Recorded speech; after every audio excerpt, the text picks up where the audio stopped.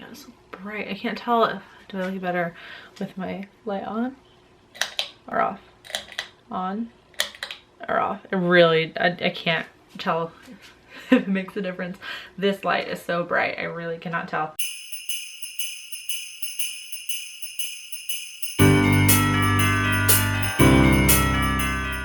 Hey there, creepy peeps, and welcome to another holiday horror movie review. Today I'm going to be talking about Rare Exports, which was suggested to me. I really need to leave my laptop on before I do this, or at least look at it right before I start filming, so I can say your name out, but you'll see the comment here. Had it suggested to me to watch Rare Exports for a good holiday horror film. Rare Exports is directed by, Jalmari Hollander, don't know. Came out in 2010, and it's about a boy, Pietari, that's how his dad says it. I just mimicked exactly how he said it. Don't make fun of me. Boy and his father, as some strange occurrences start happening during Christmas. That wasn't a really good synopsis, but I don't really want to give that much away. And I feel like if I go too deep into the plot, it's gonna give stuff away, and I don't want to do that. So we'll just get right into what I liked about it. I liked that they kind of blended the idea of like Santa and Krampus together. I really enjoyed that, because obviously it has to do with Santa. I'm not giving anything away by telling you that.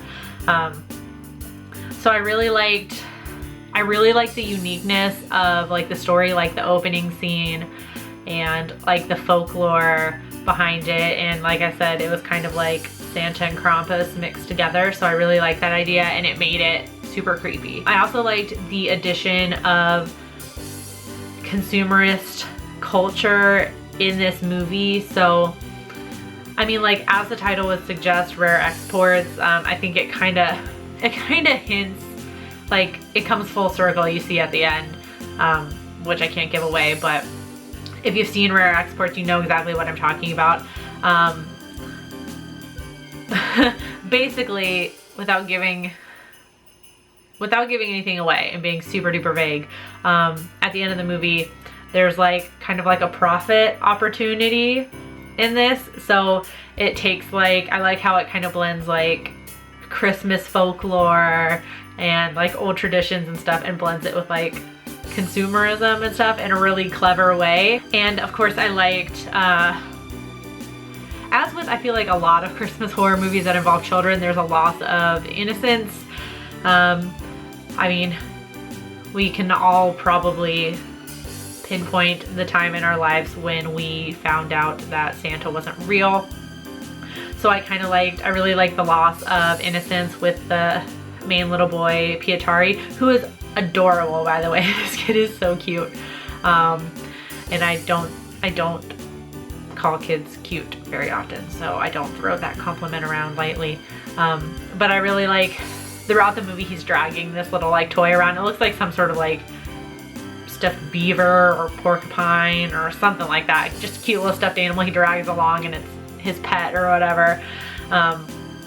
And towards the climax of the movie, where Pietari is kind of like taking charge because he knows what's going on and the adults don't really understand, so he's trying to get the adults to understand.